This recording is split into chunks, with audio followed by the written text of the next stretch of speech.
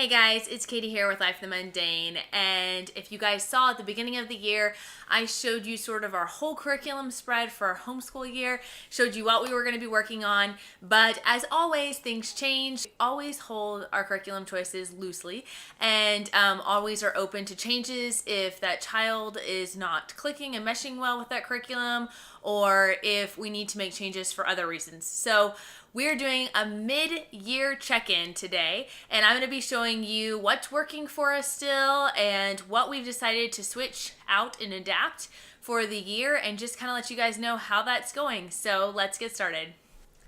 All right, so let's start at the top. Let's start with math, because math is always a tricky one to find the right thing for the right child. And at the beginning of the year, we started using Saxon Kindergarten Math for my kindergartner, using Math Lessons for a Living Education for my second grader and my third grader, and we are now kind of flipping all over the place. So just to kind of give you an update of where we are. So my kindergartner started out this year with Saxon Math K, and she was loving it. I have tried to use this curriculum to teach other children before, and it's been kind of frustrating for me because it goes so slow and it breaks things up into insanely small steps. And to me and to my other children, that was just nerve-wracking. But for my kindergartner this year, she has a genetic disorder, and there are some things that are just come a little bit harder to her in school. And so actually having everything broken into those really small steps was a huge blessing, and actually helped her be able to grasp concepts better, because we had so much repetition and so much review, it was hard for her to forget. Now, that being said, we kind of hit a wall around the end of the year, and she was really starting to get frustrated with how slow it was getting. And honestly, we delayed her a year for kindergarten, and I think there's just been a lot of growth and maturity this as a 6-year-old, and being at the higher end of kindergarten, that's just going to happen. And so she kind of, things started to click more naturally for her, and she started to get frustrated with the repetition. And I had two choices. I could go ahead and combo a bunch of lessons, or skip ahead to where I felt like it would be more challenging for her in the kindergarten curriculum, or I could choose to go ahead and move her to Math Lessons for a Living Education 1. Math Lessons for a Living Education 1 is kind of a kindergarten first grade combo. It just kind of depends. Honestly, I feel like the first half is a little bit more kindergarten base, but it's a really good base to have. And my older kids did it for first grade, and they just did it faster.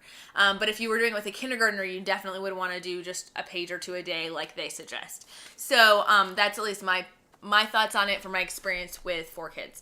But I had the choice to do one or the other. And honestly, it came down to the fact that all of her older siblings have done pig math, as they call it, since there's a pig on the front.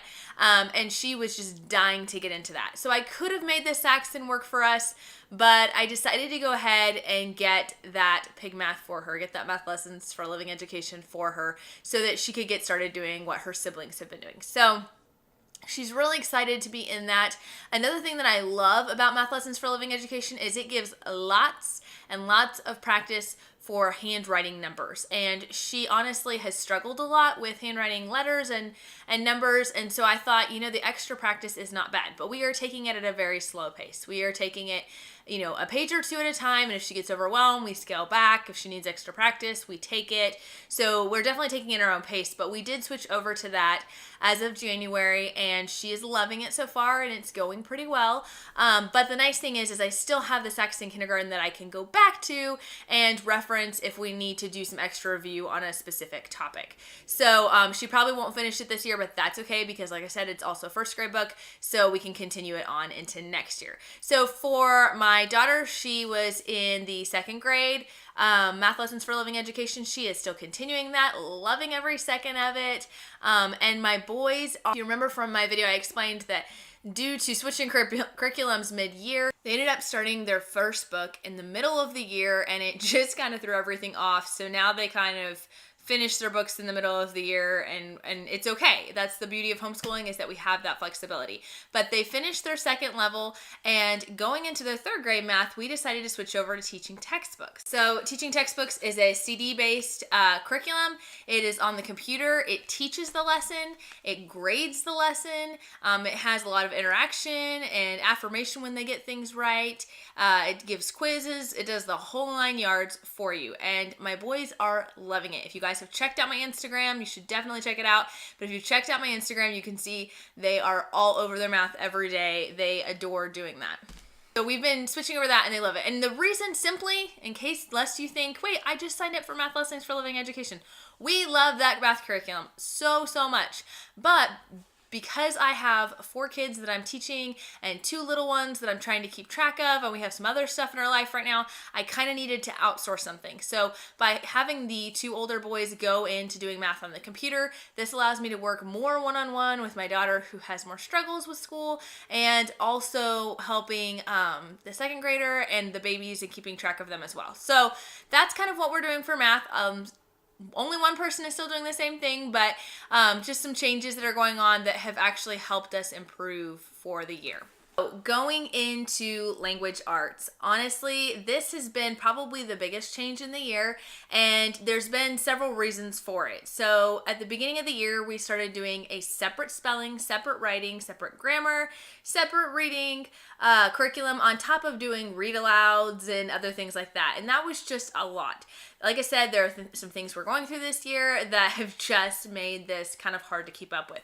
I love all of these individual curriculums. I really can't say anything bad about them per se, but I feel like it was just a lot of different directions and there were being gaps and holes. Some things weren't being gotten to each and every week, and I felt like that was leaving some holes there. So we've adapted and changed a little bit. I was doing sequential spelling. This one, I don't have any negatives to say, but I don't also have a whole lot of positives to say. We just didn't really enjoy it. There wasn't a lot of instruction. It's more of just spelling lists, and there's nothing wrong with that whatsoever. We still use several of these spelling lists in their Spelling City app, just for them to practice and to play on. So we are still using it to some extent, but we're not using the formal lessons. It just was not anything super exciting, but that's okay. I got it really cheap, and that's part of the process is we try new things out. So we have ditched the spelling. Shop writing, we have put a pause on for right now. So I liked it, I really did, but again, it was very involved, and it really honestly had to do with the fact that it was just a separate subject at this point in time in life. So we have put a pause on the Write Shop for right now, and I'll show you what we're doing instead for the currently, and I don't know, we may go back to this next year, we may not. I'm still kind of undecided on it. I would love to know if you have any opinions, drop them below. But we have enjoyed working on it so far. It just was very hands-on and crafty, which was super fun, but just it wasn't quite getting done with having a baby this year and other factors. For reading, we were doing all about reading. We are still planning on coming back to this. This is definitely only a pause for a season. And part of this was because several of my children were kind of hitting a wall where reading was becoming a lot of rules and was getting kind of cumbersome for them. So we decided to step back just a little bit and to take time to just practice doing read alouds. And so they're reading aloud 20 minutes, at least 4 times a week is the goal. And they're reading aloud, they're playing their reading eggs and working through that program on the tablet. And then what we're currently doing also has some reading practice as well. And we're just trying to kind of take some time to focus more on sight words and kind of strengthening the skills we already have. And then we will jump back into that and the different levels for the different kids that they're in right now. But we just kind of took a 3 to 6 month pause on it just because I felt like we were hitting a wall. And I feel like sometimes that's necessary and we need to do that as parents, and that's okay. So what are we doing in replacement of those things? Math Lessons for Living Education is for master books, and they also have a curriculum called Language Lessons for Living Education. It's set up very, very similarly. I would show you my copy, but I actually have a digital copy. So I print out the pages instead of using it using a textbook. But the nice thing about that is I bought one textbook and I can print it for multiple kids as long as they're in your family, which is really, really nice to be able to have that. And the nice thing about this is grammar, writing, reading, spelling, picture study, discussion questions, all of that in one curriculum. And so I decided to just sort of give it a try for this season of life. We needed a little bit more take and go with us. And this really, really has helped us kind of do that. So while we're putting the other things aside, we are still working on all of those things. And some things we're working on even more aggressively than we were before, and other things we're kind of scaling back a little bit. This has a much heavier emphasis on working on sight words as well as different phonics rules, but a little bit more on sight words and just practice and fluency than so many drills. So we're working on that right now, and the kids are loving it. It's been really neat to just have an open and go thing for language arts, and we're getting to that every single day now. We are still doing Grammar Galaxy because my kids just love it so much that while I said we were going to put a pause on it just because this included lots of grammar as well, they just didn't want to give it up. So we are doing Grammar Galaxy alongside this. But I do like the fact that I feel like we're filling in some of those holes that we were missing. So some of those things have stopped. Spelling has stopped. Writing maybe stopped with that curriculum. And but grammar is still going, and reading is just on a pause for right now. We are using this book, and honestly, I'm loving it so much that I'm thinking that we're going to continue with it in the fall with the next book. So I'm excited about that. And then we'll just supplement with things like the Grammar Galaxy and then doing the reading, because I do have kids that do need that extra reading instruction through All About Reading. So for history and science, we are still using the Apology of Science and the Story of the World for history. We are loving both equally. I'm really excited about them. We have scaled back. I always have super high expectations of what we're going to get done for the year. And as always, as those things play out, we tweak and adjust. And we have done a lot of tweaking and adjusting in this, and just in the sense that we're really simplifying. The history, we started out just reading, and then if we did an activity or something, that was great. But the science, I had intended to do all the science experiments and to be really hands-on, and it just hasn't happened exactly like that. But we've still done so much learning just by reading this text. This text is full of really rich vocabulary and concepts, and honestly, we do a lot of using YouTube. So we use a lot of YouTube for both of these subjects. So we will read about something, and like we read about bird banding and how they band the different birds to track them and to track their different patterns and habits and whatnot.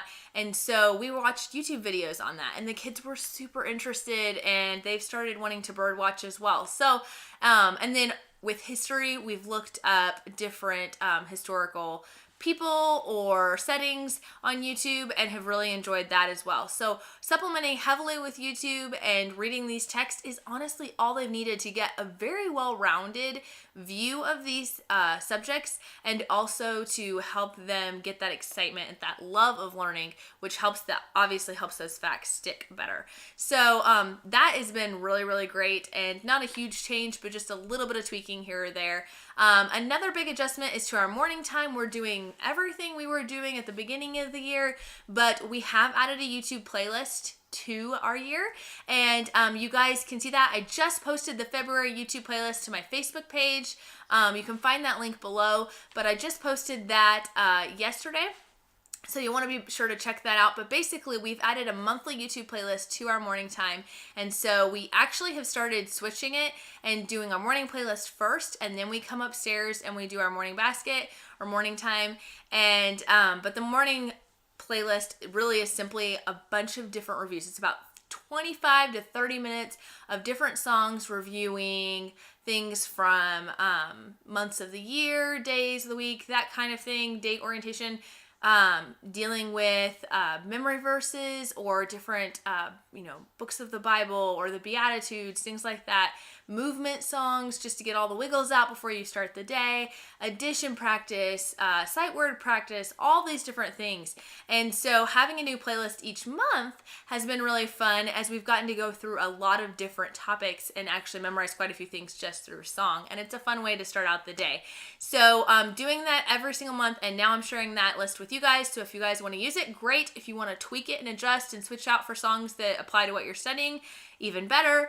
But basically, we've added that to our morning time, and that's gone really well. So that is kind of where we're at. I think the big thing that I want to encourage you guys all with is to give yourself grace, give yourself freedom to change and tweak. Don't get stuck in one curriculum. Don't get stuck thinking you can't change until the end of the year. Also, you want to give it a fair chance. You don't want to just flip-flop back and forth, but know when it's time to adjust and switch, and that's okay. So we are enjoying the school year so far. I would love to hear what you guys are doing.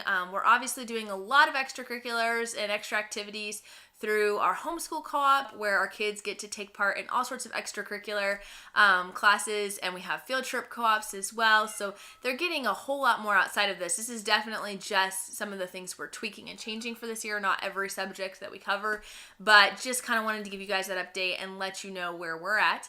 I would love to know how your school year is going. If you've like this video and you find it helpful, definitely check out some of my other homeschool videos. I've dropped links to a few of those below, and would love it if you subscribe to my channel. I post videos every Wednesday and Saturday on making the most of the little moments in homeschooling, home management, parenting, and everything in between. I hope you guys have a great day. Talk to you later. Bye.